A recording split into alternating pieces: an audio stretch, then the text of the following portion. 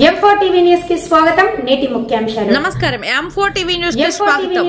నిర్మల్ జిల్లా బైంసాలో అంత ప్రశాంతంగానే ఉంది. జిల్లా ఎస్పీ జానకి షర్మిల నిన్నటి ఘటనకు సంబంధించి 23 మందిని అరెస్టు చేశాం. సీసీ కెమెరాల ఆధారంగా గుర్తించి అరెస్టులు చేస్తున్నాం.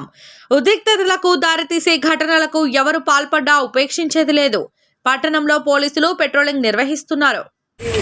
దారితీసిన సంఘటన బట్టి మేము కేసు బుక్ చేయడం జరిగింది. దాంట్లో 23 మందిని అరెస్ట్ చేయడం జరిగింది. వీడియో ఫుటేజ్ ద్వారా వాళ్ళని ఐడెంటిఫై చేసి వారి మీద అరెస్ట్ చేయడం జరిగింది. ఏ రకమైన ఉద్రేకాలకు దారితీసే పరిస్థితులకి ఎవరు పాల్పడినా కూడా వాళ్ళ మీద కఠినమైన చర్యలు తీసుకోవడం జరుగుతుంది. ప్రతి ఒక్కరిని రూమర్స్ నమ్మకుండా సంయమనం పాటించాలని కోరుతున్నాను.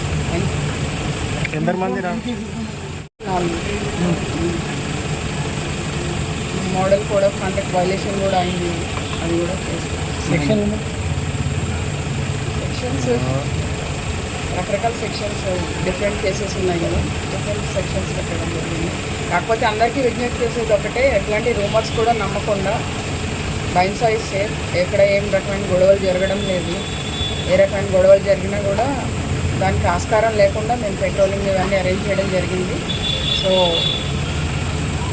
ఏమీ లేదు ఇక్కడ. అనవసరంగా రూమర్స్ నమ్మొద్దు.